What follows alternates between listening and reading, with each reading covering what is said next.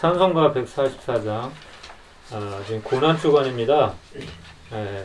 금요일이 예수님이 144장. 금요일이 이제 예수님이 십자가 못 박혀 죽으신 날이고, 그 다음에 3일 후에 주일날 이제 부활하셨는데, 주님의 고난을 생각하면서 우리 함께 찬양하겠습니다.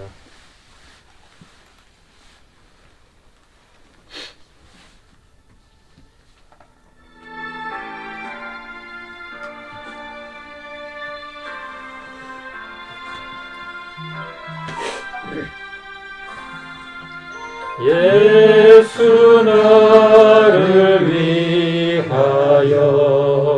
십자가를 지되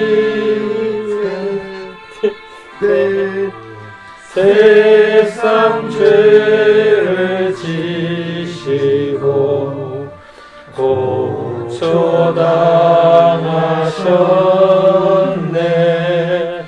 예수님 나의 죄 위하여 보배 피를 흘리니 죄인 받으소서. 십자가를 지심은 무슨 죄가 있나. 저 무지한 사람들 메시아 죽였네. 예수님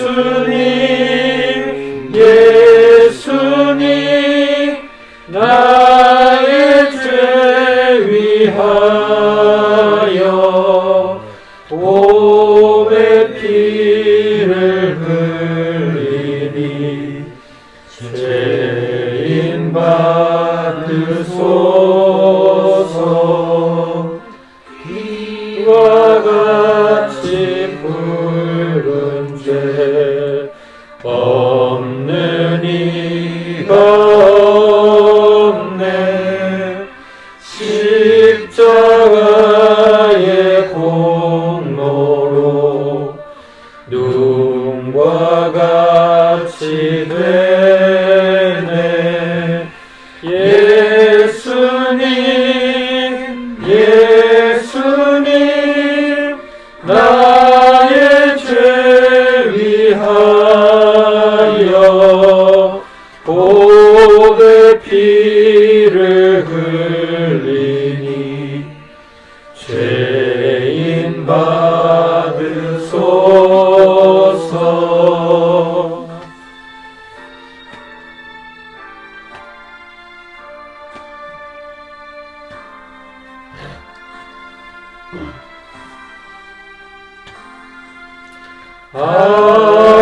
아름답다 예수여 나의 좋은 친구.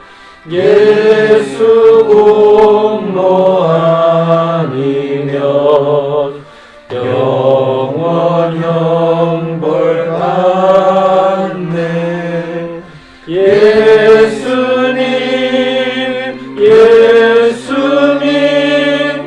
나의 죄 위하여 보배 피를 흘리니 죄인 받으소서.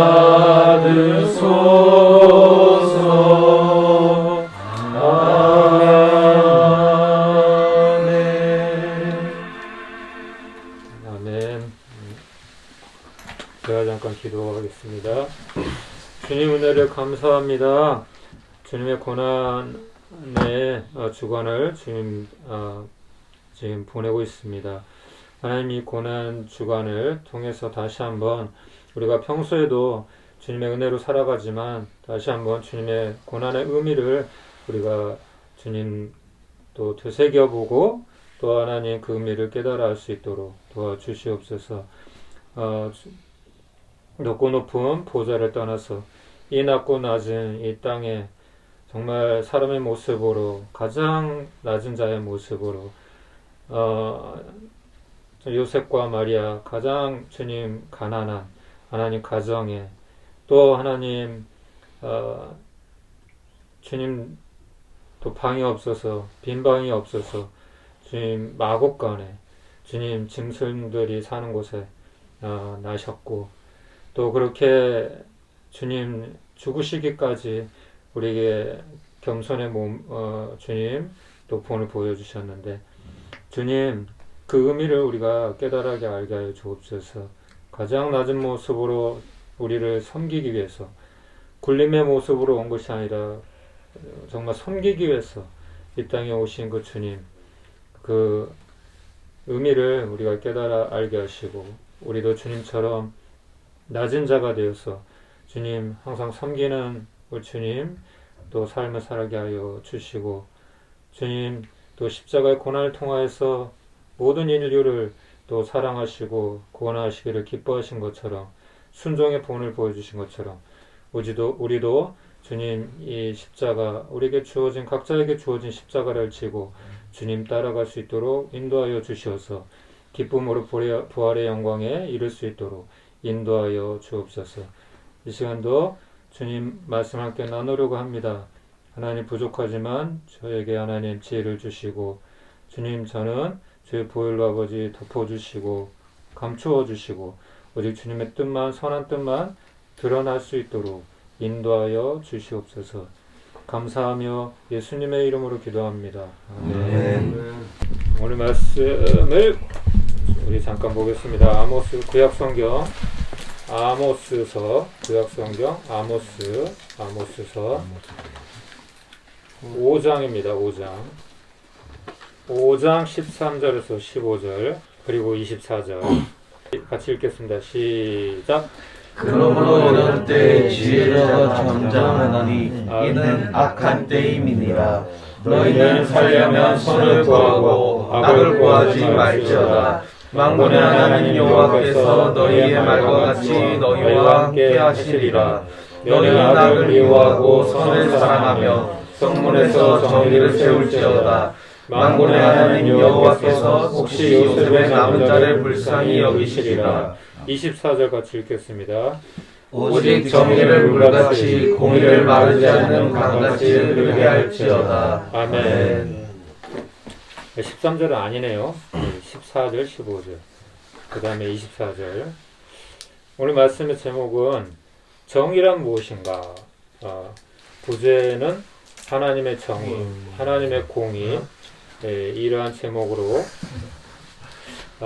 좀 의도가 있겠죠? 말씀을 좀 나누려고 합니다. 오늘은 제가 그냥 일방적으로 이렇게 좀 전하는 것보다도 우리가 좀 각자 의견도 이렇게 주고받는 식으로 얘기도 하고 하는 방식으로 한번 좀 해보려고 합니다.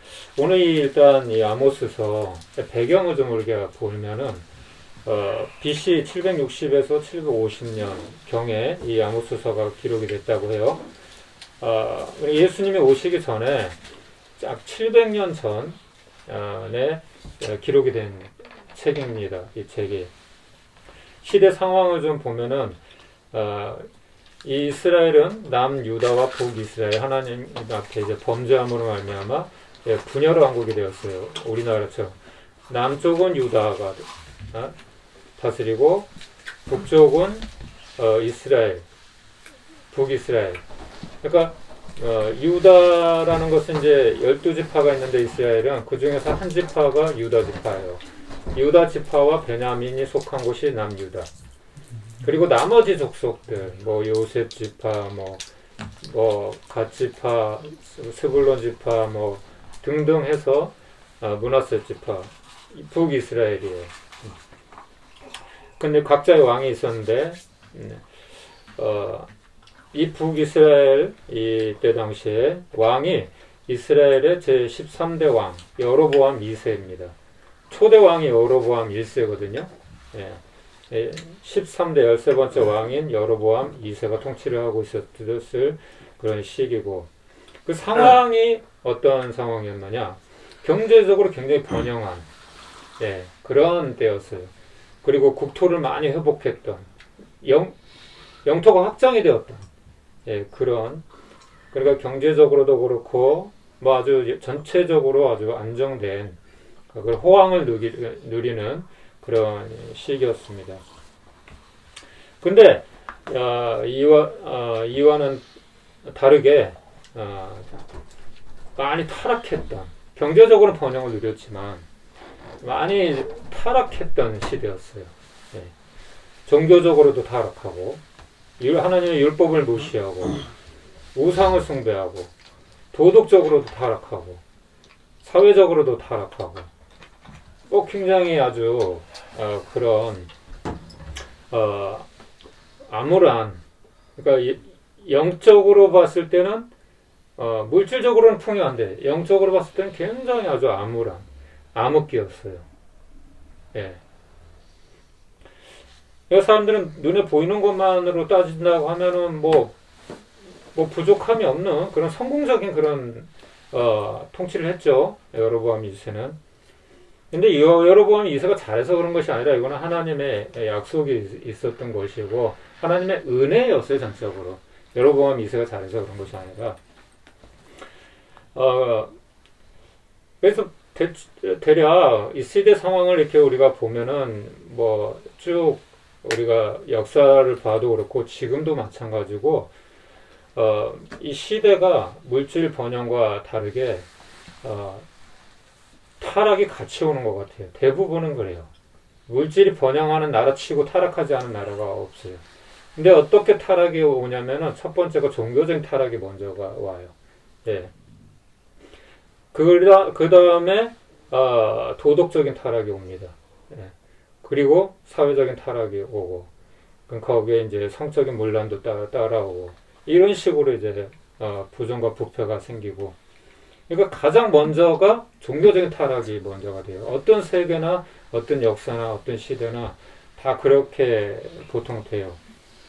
우리나라도 기독교가 타락하니까 나라가 굉장히 부패하잖아요. 기독교가 그나마 왕성하고 그 기독교가 정말 부흥기에는 정말 성시화 운동도 하고 정말 부산 끝까지 정말 목사님들도 청렴한 목사님들이 많았었고 달랐어요.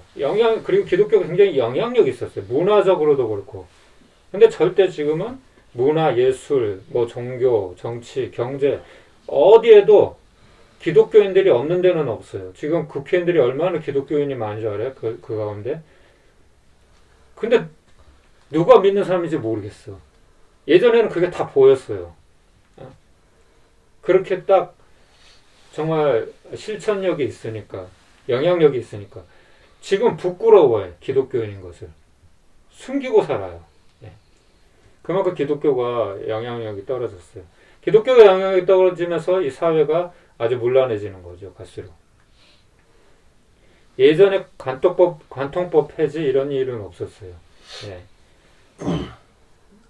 뭐 낙태하고 뭐 성적으로 문란하고 동성애 10년 전, 20년 전만 해도 말도 못 꺼냈어요. 이런 건 부끄러운 일이었고 사회가 전반적으로 죄악시 여겼던 일들이에요.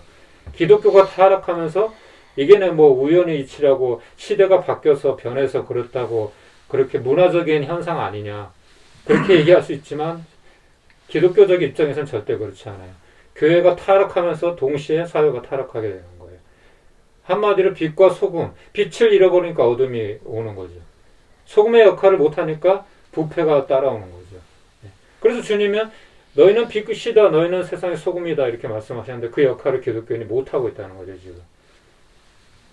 그래서 제가 아까도 나누면서 우리가 똑같이 하면 안 된다. 뭔가 우리는 달라야 된다. 그러니까 단순히 이렇게 선행을 하고 이런 건 누구나 이거 좋아하고 누구나 당연히 이거는 옳게 여긴다. 근데 우리는 거기에 플러스 뭔가 있어야 된다. 아까 선행제가 나눈 것처럼 기도의 능력이라도 나타나든지 남들이 못하는 거 병을 고쳐준다든지 그렇죠? 절망 가운데 있는 사람한테 정말 소망을 준다든지 그런 어떤 영향력이 있어야 달라야 된다는 거 뭔가가. 그런데 기독교인이 지금은 그러지 못하고 있다는 거죠. 예. 교회가 그 역할을 못하고 있다는 거죠. 주님이 그 사명을 맡겨주신 것인데 그 주님이 십자가에 돌아가시면서 그 사명을 맡겨주신 것인데 그거를 초대교회처럼 지금 감당을 못하고 있다는 거죠. 이 마이클 샌델의 정의론 2010년에 출판됐다고 하는데 여기에 보면은 간단하게만 좀 이렇게 살펴보면 오늘 정의란 무엇인가잖아요. 제목이 이 아모스가 정의의 선지자예요. 예, 예. 그래서 하나님의 공의 정의를 외치는 선지자였는데 불의를 보면 막 못 참는 그런 선지자였는데 하나님의 아모스를 통해서 정말 정의를 물같이 공의를 마르지 않는 강같이 흐르게 할지어다 이렇게 막 외치는 거예요. 그 부패한 사회 가운데서 종교적으로 제사장들이 막 제사장은 오늘날로 얘기하면 목사들이죠. 뭐 목사들이 타락하면 뭐 이거 다 끝난 거지 뭐 이거는. 예. 가장 청렴해야 되고 하나님의 말씀대로 경건하게 본이 되고 살아야 되는 목사들이 타락을 해버리 주둥이만에게 살아가지고 예? 나도 목사지만 예? 목사가 타락하면 이 사회가 소망이 없는 거예요. 예. 그래서 이제 그렇게 외치는 거예요. 이 아모스 선지자가. 그래서 이 정의에 대해서 한번 오늘의 생각을 좀 해보려고 하는데 각자 생각하는 정의가 아마 다를 거라고 저는 생각을 하거든요. 마이클 샌델이 이제 정의론을 얘기한 거를 보면은 한 세 가지 정도로 얘기를 할 수 있는데 첫 번째는 공리주의예요. 공리주의에 따르면 최대 다수의 최대 행복을 추구하는 것이죠. 그러니까 이것은 뭐예요? 결과론적인 거예요. 결과만 봤을 때 이게 정의다 이렇게 얘기를 하는 거예요. 왜 이렇게 잘 됐으니까 결과만 봤을 때. 네. 그런데 이제 이런 것들은 이제 형평성의 문제가 있는 거죠. 상대적인 빈곤도 있을 수 있는 것이고. 그리고 또 하나는 자유주의. 이거는 개인의 자유를 이제 존중해 주는. 이게 이제 뭐 자본주의의 이제 시장 경제 뭐 그거하고 이제 비슷한 건데 하지만 개인의 자유를 존중해 주다 보니까 법과 질서의 기준이 모호해지는 거예요. 불법이 있을 수도 있고 수단과 방법을 가리지 않고 돈을 벌 수도 있어요. 예, 뭐 무조건 성공만 하면 되는 거냐? 그런 이제 기준이 좀 모호한 것들이 있고 그리고 이제 마이클 샌델이 좀 그나마 좀 자기도 추구하는 정의를 얘기했을 때 말하는 것이 공동체주의예요. 공동체주의. 이 공동체주의는 무엇인가 하면은 미덕과 공동의 선을 추구하는 거예요. 미덕과 공동의 선. 이 공동체주의는 일종의 이제 집단주의하고 좀 비슷한 것인데, 집단주의는 뭐냐면 각 개인끼리 모여서 상호 협력해서 사회생활을 영위하는 그런 사회학적 원리라고 합니다. 그러니까 우리도 이런 하나의 공동체, 어떤 목적을, 어떤 공동의 선을 추구하는 거죠. 그것 때문에 나의 개인적인 어떤 그런 욕심, 이익을 내려놓고 공동체의 선을 추구하는 거죠. 공동체의 선을 추구하는 이제 가장 대표적인 단체가 교회, 교회겠죠. 근데 오늘날 교회는 그런 역할을 못하고 있죠. 뭐 군대도 마찬가지고, 그렇죠? 뭐 이런 것들이 이제 하나의 공동체라고 할 수 있을 텐데, 가장 이제 아름다운 공동체라고 하면은 초대교회예요. 성경에 나오는 초대교회. 예. 공동의 선을 가지고 하나님의 영광을 위해서 그들은 말로만이 아니라 삶으로. 그래서 그때 나왔던 말이 저 사람들은 뭐야? 우리하고 다르네? 똑같은 사람인데 우리하고 다르네? 그리스도인은 뭐가 다르구나. 그래서 그리스도인이라는 말이 그때 처음 나왔어요. 예, 기독교인 그 말이 그때 처음 나왔다는 거죠. 딱 보니까 그리스도인은 예수처럼 살더라. 그러니까 그리스도인이에요. 예수의 사람들, 하나님의 사람들. 근데 우리가 지금 그렇게 사냐 이거죠. 누가 봤을 때, 딱 나를 봤을 때, 너 그리스도인이구나. 이렇게 말해줄 수 있냐 이거죠. 너 정말 예수의 제자구나. 너 하나님의 사람이구나. 예수님처럼 사는구나. 그렇게 우리 교회가 지금 현실에서 말을 들을 수 있냐 이거죠. 이것을 모방한 것이 이제 커뮤니스트, 그 공산주의죠. 사실은 이 공산주의는 기독교에서 온 거예요. 예, 기독교에서 파생된 건데 의미는 좋았죠. 서로 공동 분배, 공동 생산, 뭐 이런 것들. 근데 그것이 이제 결과가 안 좋았죠. 그것이. 예, 그게 가능했다면 이 세상에서 공산주의가 가장 아름다운 마치 초대교회처럼 그런 공동체가 되었을 텐데 그러지 못했다는 거죠. 마치 지금 북한의 모습처럼 중국, 러시아 보세요. 예, 자기 이익을 위해서 다른 사람을 해쳐도 된다.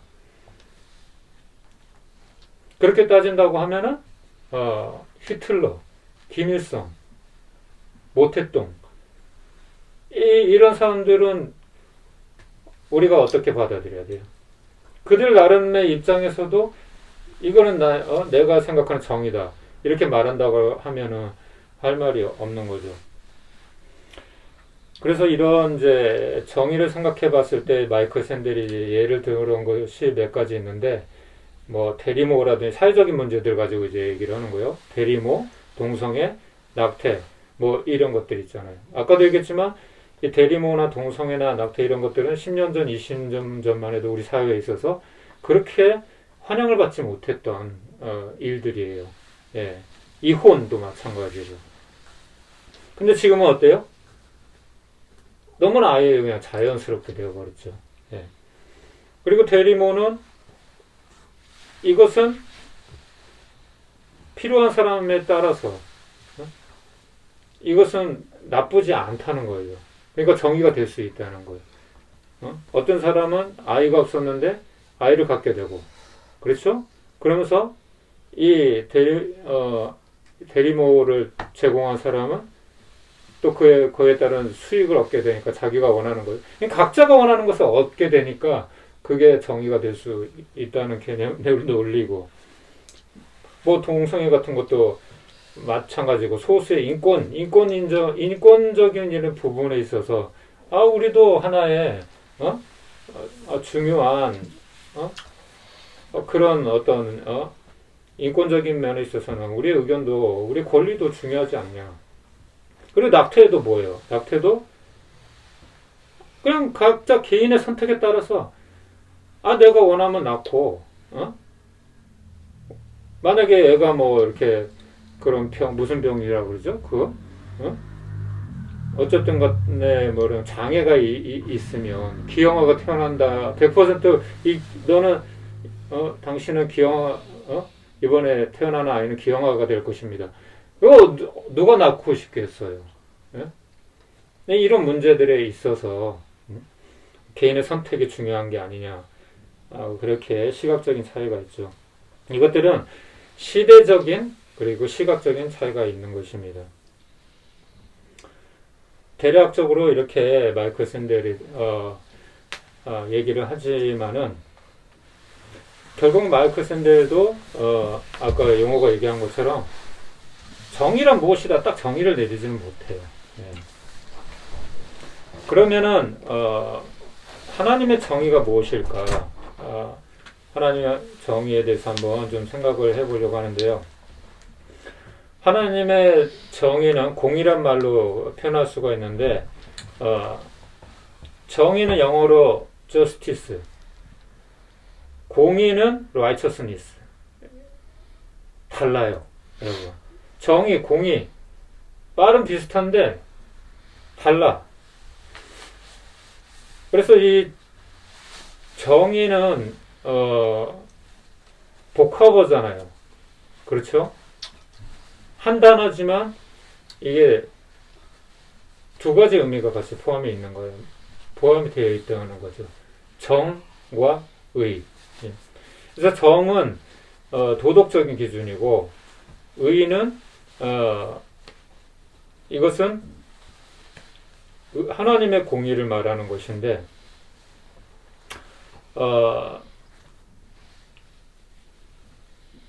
그래서 성경에서 말하는 이 선이라는 것은, 그러니까 그 정의라는 것은 어떤 기준을 얘기하는 거잖아요. 그치? 옳고 그름을 딱 이게 놓고 봤을 때, 선과 악을 놓고 봤을 때 선이라는 거잖아요. 옳은 거라는 거잖아요. 그쵸? 근데 그것을 이제 각자 기준에 따라서 이제 다르게 이것이 정의다. 나는 이것이 정의라고 생각한다. 이것도 정의라고 생각한다. 뭐 이렇게 말하는 것인데, 그럼 성경에서 말하는 정의는 무엇이냐? 마태복음 19장 16절 17절 용어가 빨리 찾아서 한번 읽어주세요. 어떤 사람이 쫓겨서 이르되 선생님이여 내가 무슨 선한 일을 하여야 영생을 얻으리이까 예수께서 이르시되 어찌하여 선한 일을 내게 묻느냐 선한 이는 오직 한 분이시니라 내가 생명에 들어가려면 계명들을 지키라. 아멘. 아멘. 그러니까 예수님이 말하는 이 선이라는 것은, 선은 이제 정의를, 공의를 말할 수가 있는 것인데 어떤 기준이죠.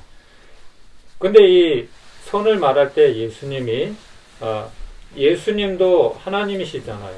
근데 당신은 사람의 사람이었으니까 왜 선한 일을 나한테 묻느냐? 선한 분은 오직 하나님 한 분이시다, 이렇게 기준을 두시는 거예요. 그러니까 예수님 자신도 선한 기준이 선의 기준이 아니라는, 그러니까 사람은 선의 기준이 될 수 없다는 그 말씀을 하시는 거예요. 예. 그럼 선의 기준은 누구라는 거죠? 하나님이라는 얘기죠. 하나님이라는 거죠. 예. 그래서 선과 악을 우리가 말을 했을 때 하나님의 기준을 벗어나는 것은 악이에요. 하나님의 기준에 일치하는 것은 선이에요. 성경에서 말하는 정의는 그거예요. 예, 이거는 바뀌지 않아요. 불변합니다. 세상에서 말하는 이 정의라는 것은 시대나 상황에 따라서 바뀔 수가 있어요. 진리도 마찬가지죠. 예, 과거의 진리와 지금 진리와 미래의 진리가 다를 수 있어요. 예, 사람들은 그렇게 말을 해요. 이것도 진리고 저것도 진리고, 이것도 정의고 저것도 정일 수 있다. 어? 만약에 여러분 남북전쟁이 딱 일어났는데 누구 편을 들겠어요, 여러분? 미국에서 남북전쟁이 일어났잖아요. 그렇죠? 누가 옳은 거예요? 아브라함 링컨이 그렇게 얘기했어요. 이제 그 소식을 전해오는 사람이 각하 우리가 이겼습니다. 하나님 우리 편입니다. 그렇게 얘기를 했어요. 그러더니 아브라함 링컨이 뭐라 그러냐면, 누구 편인가가 중요한 게 아니다. 하나님이 누구 편이 돼야 되는 게 아니다. 우리가 하나님 편에 서 있어야 된다. 그렇게 얘기를 했어요. 그러니까 각자의 입장에서는 안 그렇겠어요, 여러분? 그렇죠. 예? 만약 북한과 우리 한국이, 우리 남한이 싸운다고 하면 북한 쪽에서는 당연히 이기고 싶겠죠. 그게 정이겠죠? 선이겠죠? 안 그래요? 아니, 한국하고 일본하고 축구 경기를 하는데 우리 입장에서는 당연히 우리가 이겨야 되는 거지만, 그쵸? 일본 입장에서는 어때요? 당연히 자기가 이겨야 되잖아요. 그렇죠? 그렇기 때문에 이 땅에서 말하는 정의라는 것은 바뀔 수 있고 변할 수 있어요. 하지만 하나님의 정의는 변하지 않아요. 하나님의 진리, 하나님의 공의는 바뀐 적이 없어요. 변한 적이 없어요. 예. 태양이 마치 5,000년 전에도 10,000년 전에도 태양이었고 지금도 태양이고 미래에도 똑같은 태양일 거예요. 그렇죠? 그렇죠? 이 태양은 변하지 않잖아요. 그런 것처럼 하나님의 정의라는 것은, 진리라는 것은 변하지 않는다는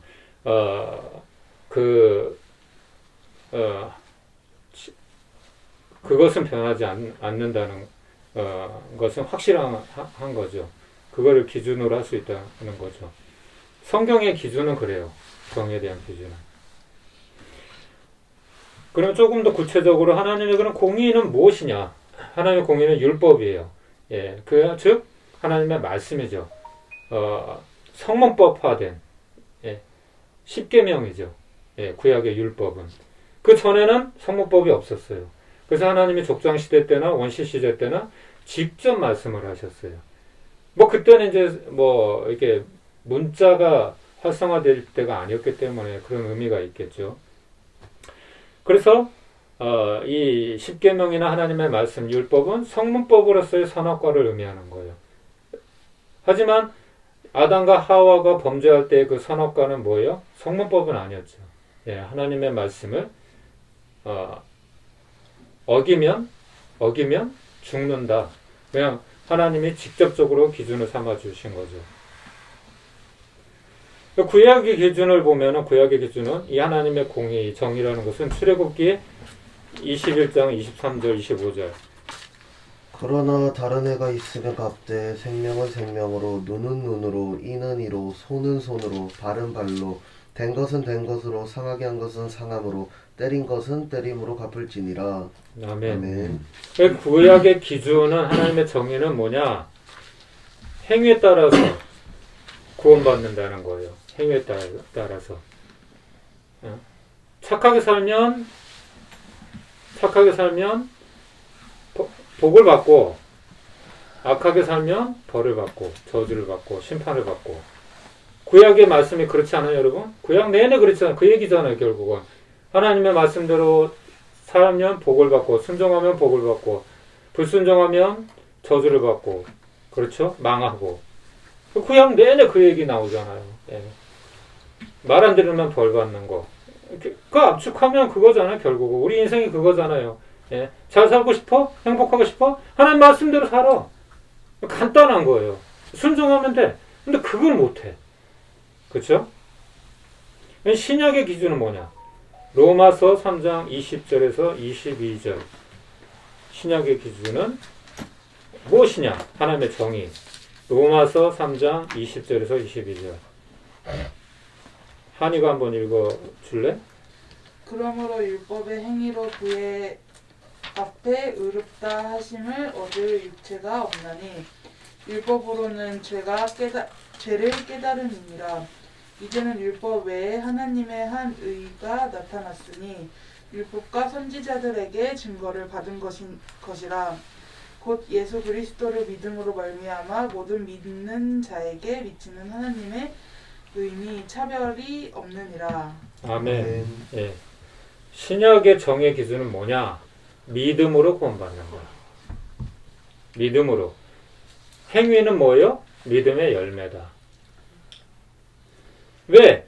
우리는 율법을 행할 수 있는 능력이 없다는 거예요. 근본적으로. 율법으로는 뭘 깨달음이니라? 죄를 깨달음이니라. 예. 여러분 선이 이렇게 쭉 있어요. 선이. 그쵸? 선이 있어. 근데 우리가 자동차 운전면허 시험을 보거나 오토바이 원동기 면허 시험을 보면 어때요? 선 벗어나면 어떻게 해요? 감점. 탈락이. 관점에 탈락이지.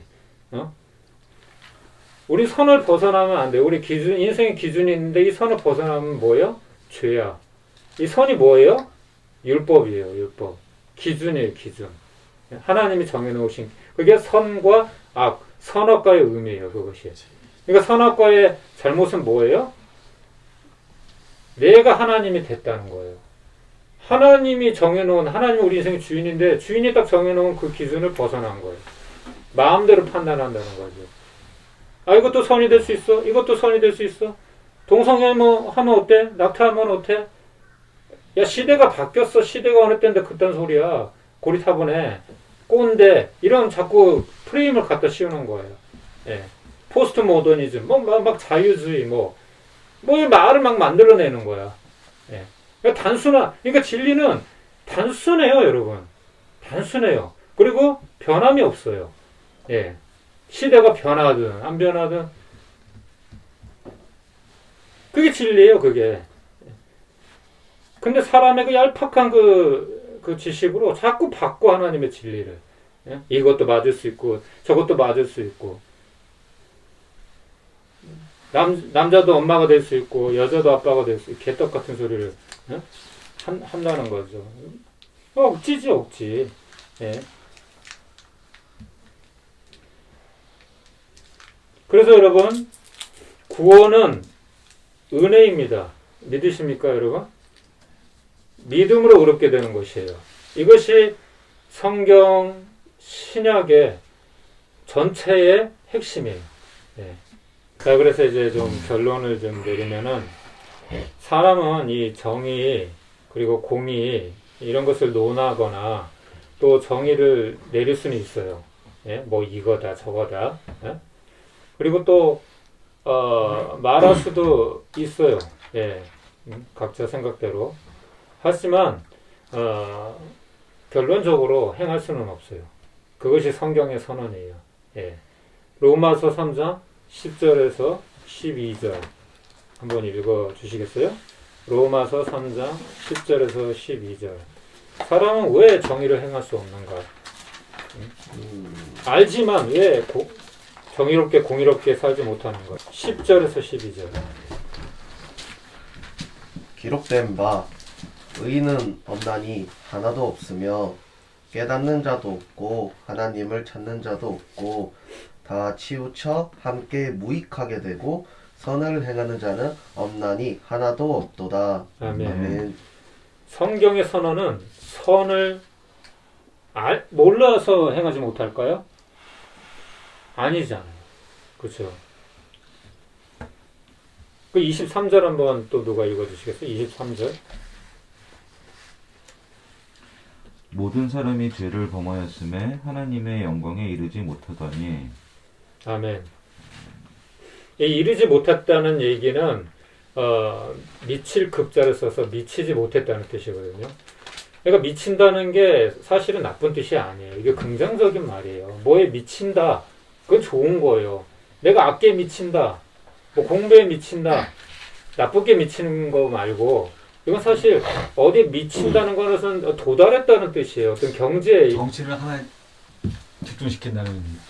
그렇죠. 예. 포커스 인이 이렇게 되는 거죠. 그러니까 많은 사람들이 미친다 그러면 안 좋은 뜻으로 생각하는 좋은 뜻이요 원래. 예. 너 미쳤냐? 그러면 우리는 부정적인 의미로 그렇게 쓰는데 원래는 그렇지 않다는. 그래서 여기 성경에 뭐라고 그런 거예요? short라고 영어로는 돼요. short. 짧다. 이르지 못했다는 거예요. 예. 뭐에 이르지 못했어요? 하나님의 영광에 이르지 못했다. 무엇 때문에? 범죄하였기 때문에, 타락하였기 때문에. 그러면 누구만 그런가? 아니죠. 모든 사람. 예. 어느 나라, 어느 민족, 누구라도. 그럼 뭐라는 거예요? 죄인이라는 거죠. 그래서 하나님의 공의대로라고 하면은 이 땅에 누구도 심판에 이르지 않을 사람이 있을까요? 없을까요? 없다는 거죠. 없다는 거죠. 하나님의 공의대로라면. 만약에 우리가 살면서 조그마한 거라도 하나님이 기뻐하시지 않는 죄를 뭐 거짓말이 됐든지 사기가 됐든지 누굴 미워한다든지 그때마다 번개가 딱 쳐. 그래가지고 그 사람을 때려. 살아남은 사람이 있을 거야 없을 거야 이 세상에 과연? 여러 번 맞았을 거예요, 사람들. 없을 거예요. 제가 봤을 때는 이 세상에 뭐 요셉, 다니엘 뭐 이 정도 빼놓고 노아 뭐 이 정도 빼놓고 나는 없다고 봐요. 성경에 그 얘기를 하잖아요. 아브라함 실수했어요, 안 했어요? 했죠. 다윗 실수했어요, 안 했어요? 했죠. 없어요, 대부분에. 그래서 예수님이 그러셨잖아요. 저 여인한테 그 가늠하다 잡혀온 여인한테 죄 없는 놈이 돌 던져라. 거기서 돌 던진 사람이 있어요, 없어요? 없단 말이에요. 어린아이조차도 돌을 던지지 못해요. 어린아이조차도. 그래서 결과적으로 보면 이 하나님의 사랑, 은혜 이것이 결국은 공의, 하나님의 공의, 율법 기준을 초월한다는 거예요. 초월한다는 거예요. 야고보서 2장 13절 한번 읽어주시겠어요? 야고보서 2장 13절. 야고보서 2장 13절. 긍휼을 행하지 아니하는 자에게는 긍휼 없는 심판이 있으리라. 긍휼은 심판을 이기고 자랑하느니라. 아멘. 그 증거가 뭐예요? 예수님이 이 땅에 오신 거잖아요. 예수님이. 하나님이신 예수님이 이 땅에 사람의 모습으로 오신 거잖아요. 예. 우리는 오직 하나님의 은혜, 사랑으로만 구원에 이룰 수 있습니다. 예. 그 말씀이 바로 요한복음 3장 16절이죠. 예. 같이 한번 외워볼까요? 시작. 하나님이 세상을 이처럼 사랑하사 독생자를 주셨으니 이는 저를 믿는 자마다 멸망하지 않고 영생을 얻게 하려 하심이니라. 아멘. 하나님이 세상을 어떻게 하사? 사랑하사. 예. 네가 똑똑해서 하나님의 세상이 이렇게 똑똑하고 잘나서? 아니죠. 사랑하사. 사랑하사. 이게 하나님의 일방적인 불가항력적인 은혜라는 거죠. 예. 이거 아니면 우리는 구원받을 수 있어요? 없어요? 아무도 구원받을 수 없는 거예요. 절대로. 그러니까 하나님의 사랑은 심판을 이기는 거예요. 뛰어넘는 거죠. 마땅히 우리가 죽어야 되고 심판을 범했는데 하나님의 사랑은 그거를 뛰어넘는 거예요. 예. 그리고 그 사랑을 확증하여 주신 것이죠. 로마서 5장 8절. 하나님의 증거예요. 하나님의 증거. 내가 너희를 왜 이렇게 내 아들 예수를 보내주기까지 십자가에 못 박아 죽게 하기까지 너희를 내가 포기하지 않았나. 이것 때문이다. 그 얘기를 하고 있는 거예요. 정의와 뭐 그런 하나님의 율법 기준을 초월할 수 있는 그 능력이 어디서 오느냐. 우리가 말하는 이 세상의 그런 정의, 공의. 로마서 5장 8절.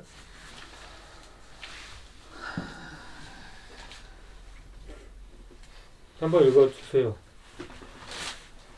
우리가 아직 죄인 되었을 때 그리스도께서 우리를 위하여 죽으심으로 하나님께서 우리에 대한 자기의 사랑을 확정하셨느니라. 끝났는데 어디가? 뭐요? 우리가 아직 죄인 되었을 때, 그렇죠. 우리가 죄인이었을 때 하나님께서 그 아들 예수 그리스도를 통하여서 우리에 대한 사랑을 확증하셨느니라. 예. 그리고 결국 하나님께서는 십자가를 통하여 자신의 공의를 실현하신 거예요. 스스로. 우리가 하나님의 공의에 이른 게 아니라 이룰 수 있다는 것이 아니라 하나님 스스로가 아들 예수를 통해서 자신이 직접 사람의 모습으로 이 땅에 오셔서 자신의 공의를 하나님은 죄를 용납할 수가 없는 분이에요. 공의 하나님이기 때문에. 예. 이거 대가는 분명히 받아야 돼. 이 죄를 지었으면 그냥 죄를 뛰어넘어가 버리는 게 아니라 그래서 정말 진정한 사랑이라는 것을 우리가 무조건 품고 용서해 주는 게 그게 사랑이 아니에요. 많은 사람들이 그걸 착각을 해. 하나님 공의에 따라서야 할 수 있어야 되는 거예요. 만약에 내 자식이 말을 안 들으면 오냐오냐 해줘야 되는 게 아니라 잘못했으면 그거를 방향을 바꿔줄 수 있어야 되는 거예요. 매를 들어서라도. 그래서 사랑의 매라고 하잖아요. 그래서 성경에는 하나님의 진정한 사랑을 이렇게 표현을 해요. 아니 부모가 자기 사랑하는 자식을 징계하지 않는 부모가 있느냐. 만약 그렇지 않는다면 자식이 잘못했는데도 매를 들지 않고 징계하지 않는다면 그건 사생자다. 자기 자식이 아닌 것이다. 그렇게 얘기를 합니다. 여러분. 그러니까 결국 하나님의 사랑이라는 것은 그냥 단순한 감정적인 그런 사랑이 아니라 하나님의 공의, 진리의 이 기준한 근거한 사랑이라는 거예요. 여러분. 그럼 이 세상의 사랑은 많이 일그러져 있죠. 사실 맞죠. 좀 이렇게 어그러져 있죠. 예. 그냥 감정대로 그냥 감정에 따라서 이렇게 하는 게 많으니까. 그래서 하나님의 그 사랑이 여긴 긍휼이라고 나오지만 그 긍휼이 결국은 사랑이에요. 사랑이 심판을 이긴다는 거예요. 예. 그래서 우리가 구원을 받게 되었다는 것이죠. 그래서 하나님의 공의가 충족이 됐다는 것이죠. 완성이 됐다는. 그래서 예수님이 마지막에 십자가에서 뭐라고 말씀하세요? 다 이루었다. 이렇게 말씀해요. 그래서 주님이 이 땅에 오실 때 내가 너희들이 얘기한 것처럼 내가 너희들의 그냥 이 땅의 질서를 해치고 율법을 내가 파괴하고 그러려고 온 게 아니야. 나는 이 율법을 완성시키려고 온 거야. 그래서 사도 바울은 사랑을 뭐라고 표현을 해요? 율법의 완성이다. 이렇게 말씀. 율법은 구약이잖아요. 그렇죠? 그 구약만 가지고는 완벽하지 않은 거예요. 그 율법을 완성하기 위해서 주님이 이 땅에 오신 거죠. 그것이 바로 사랑이라는. 그래서 하나님의 속성은 공의와 사랑 두 가지가 동시에 있는 거예요. 마태복음에 그 비슷한 내용이 나오는 것 같던데. 어떤 말씀? 제가 자세히 기억 안 나는데 예수님이 그 누구지? 그 바리새인들을 이 비난하는 이유가 너희가 따르는 율법에는 사람이 없다고. 맞아요. 의와 네. 인과 뭐 사랑이 포함되어 있어요. 예. 그러니까 내가 왔으니 이제 네. 새로운 율법이 뭐 네. 새로운 율법을 뭐 만들어냈다고 그러는가 뭐 같은. 맞아요. 이것도 행해야 되고 너희들이 말하는 것도 맞다. 근데 그것만 갖고는 안 된다. 응? 그러면서 의와 인과 이렇게 얘기하는데 그 인이 사랑이거든요. 그러니까 하나님의 공의도 있어야 되지만, 그러니까 바리새인들이 강조했던 건 뭐냐면 하나님의 공의예요. 행위를 얘기하는 거죠. 예. 그래서 그거였어. 잠깐 주일 안식일 때 네 맞아요. 예. 안식일 얘기하면서 보통 안식일 가지고 많이 싸웠으니까. 그러니까 예. 그랬던 것 같아요. 왜냐면 안식일은 뭐 안 지키면 돌에 맞아 죽어야 되는 그런 그들 당시의 율법으로는, 그러니까 법이죠. 헌법이죠. 그들의 헌법으로는 안식일을 안 지키면 안 되는 거거든요. 예. 이방인이 아니고서야. 그러니까는 그들한테 굉장히 아주 중요한 문제고. 근데 예수님이 자꾸 안식일을 범하니까 이거는 우리 나라 법인데 이게 이 질서를 자꾸 깬단 말이에요. 예? 근데 예수님이 너무 능력이 많으니까 백성들이 예수님 자꾸 따라. 근데 우리 기준으로는 아니야. 그러니까 이 바리새인들이 일부러 나쁘게 하려고 한 게 아니라 그들 나름대로 열심히 해요. 그게 틀린 건 아니야. 그게 잘못된 열심이었던 거지. 근데 그때 당시에는 몰랐단 말이에요. 그래서 사도 바울도 뭐라 그러냐면은 내가 전에는 몰랐다. 알고 그런 게 아니라 알고 예수님을 배척하고 예수 믿는 사람들을 잡아다가 죽이고 그렇게 가두고 그런 것이 아니라 몰랐다. 난 그게 옳은 건 줄 알았다. 제가 이야기는 이 사람들이 따르는 형식들의 의미를 모르고 형식만 따랐다는 거지. 그렇죠. 사실은. 근데 그것조차도 몰랐다는 거죠. 내가 생각할 때는. 그 의미조차도 자기들이 하고 있는 일조차도 왜 예수님이 마지막에 뭐라 그러냐면 십자가에 죽으실 때 주여 저들의 죄를 용서해 주십시오. 저들은 저들이 하는 일을 모릅니다. 이렇게 얘기했어요. 예. 알고 한 게 아니라 그들 열심으로는 그들의 율법으로는 그게 맞는 거였어요. 근데 그게 하나님의 기준에서 벗어난 것을 몰랐던 거죠. 왜냐하면 제자들조차도 예수님이 나 이제 곧 이 십자가에 이제 죽게 돼. 고난받고 십자가에 죽게 되고 3일 만에 부활할 거야. 그 의미를 알아듣지를 못했어요. 예수님의 제자들조차도. 나중에 예수님이 부활하시고 난 후에 성령 받고서야 깨달아졌어요. 그러니까 제가 말하는 정의는 이 세상에서 이렇다 저렇다 얘기할 수 있지만 결코 우리가 하나님의 도움 없이 정의롭게 살 수도 없고 또 우리가 정의를 깨달아 알 수도 없다는 생각이에요. 제 생각은. 결국은 우리가 이렇게 좋은 일을 많이 하잖아요. 거리에 다니면서. 누가 봐도 좋은 일이죠. 근데 그런 일은 우리만 하는 게 아니에요. 예. 그래서 우리는 절대 자랑하면 안 돼요. 예. 이건 하나님의 은혜이기 때문에, 그러니까 이것은 믿기 때문에 저절로 따라오는 믿음으로써 내가 받은 하나님의 은혜를 믿음으로써 예수님이 나에게 어떤 구원을 베풀어 주셨는지 그걸 감사함으로 받아들임으로써 당연히 나오는 행동이라는 거죠. 예. 그냥 내가 도덕적으로 윤리적으로 하는 게 아니라 그 수준, 이 세상 사람들은 수준이 그 정도예요. 예. 그냥 세상 사람들의 가치만큼만 해요. 근데 우리는 그것을 뛰어넘을 수 있어야 된다는 거죠. 그래서 주님이 이 땅에 오신 거예요. 그거를 완성하기 위해서. 그리고 주님이 친히 보여주셨잖아요. 십자가를 통하여서. 주님은 말만 하지 않으셨어요. 기도해, 너 기도해. 그러고 주님 기도 안 하지 않으셨어요. 주님은 친히 새벽 미명마다 습관에 따라 기도하셨다고 하셨어요. 예. 그러니까 주님이 죽으시고 십자가에 또 부활하시고 이런 모든 것들을 다 보여주신 거예요. 그래서 이제 우리가 고난주간을 보내고 있는데 이 모든 것이 주님의 은혜라는 것을 우리가 좀 기억했으면 좋겠고, 동시에 이제 부활주일이잖아요. 이번 주일이 고난이 없으면은 영광이 없다는 말이 있어요. 예. No cross, no crown. 이런 말이 있어요. 예. 결코 희생 없이 이 길을 가려고 하지 마세요. 여러분, 결코 쉽지 않습니다. 간단하지 않습니다. 예.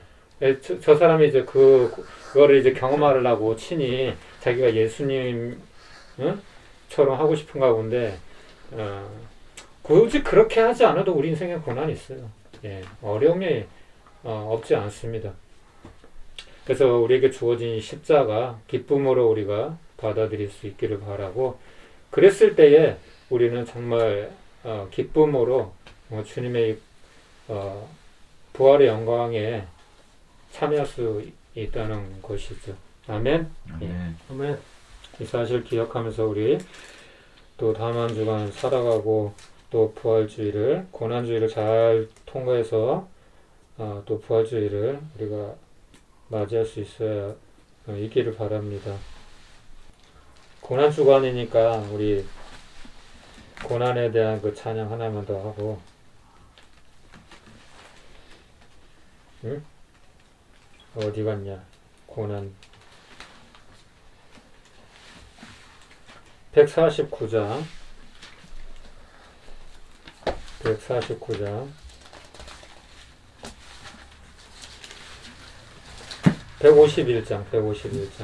151장 하고, 우리 연우 형제님이, 우리 팀장님이 기도해 주시고 주기도문으로 마치도록 하겠습니다.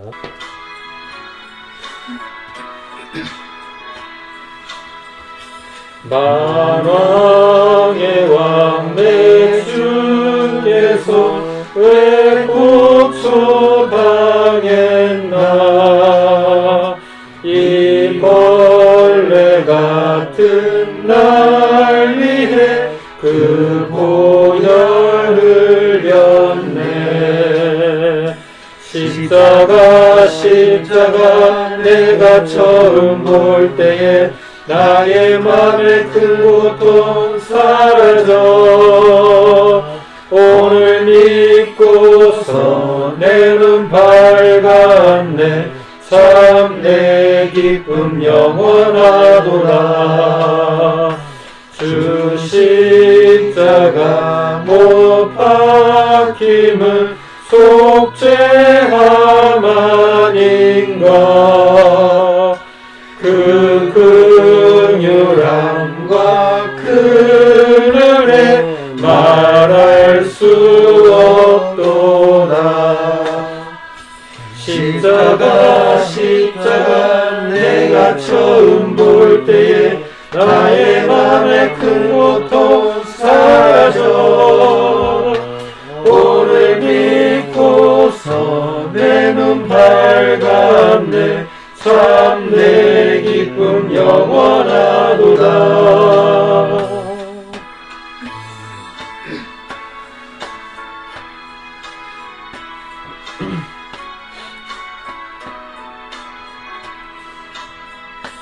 늘 울어도 그 큰 은혜 다 갚을 수 없네.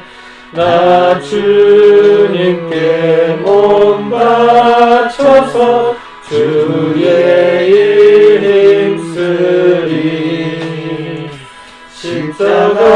십자가 내가 처음 볼 때에 나의 맘에 큰 고통 사라져. 오늘 믿고서 내 눈 밝았네. 참 내 기쁨 영원하도다. 아멘. 은혜로우신 하나님 아버지 감사합니다. 오늘 이 귀한 시간 목사님께서 전하신 그 말씀 아직까지 저희는 다 이해 못하리라 믿습니다. 하지만 그 말씀 마음에 새겨 하나님의 뜻대로 주여. 이 예. 시간 동안을 살아갈 수 있도록 하나님 지혜를 베풀어 주시옵소서. 아멘. 또한 이 고난의 시간 저희 형제는 그냥 편하게 잘 지내고 있습니다. 하지만 하나님의 예수님의 고통 저희가 조금이라도 알 수 있도록 하나님 그 마음을 주시었고 또한 그 감사함으로 이 남은 인생을 살아갈 수 있도록 하나님 늘 옆에서 지켜주시옵소서. 아멘. 항상 옆에서 지켜주실 것을 믿사오며 이 모든 말씀 살아계신 우리 주 예수님의 이름으로 기도드렸습니다. 아멘.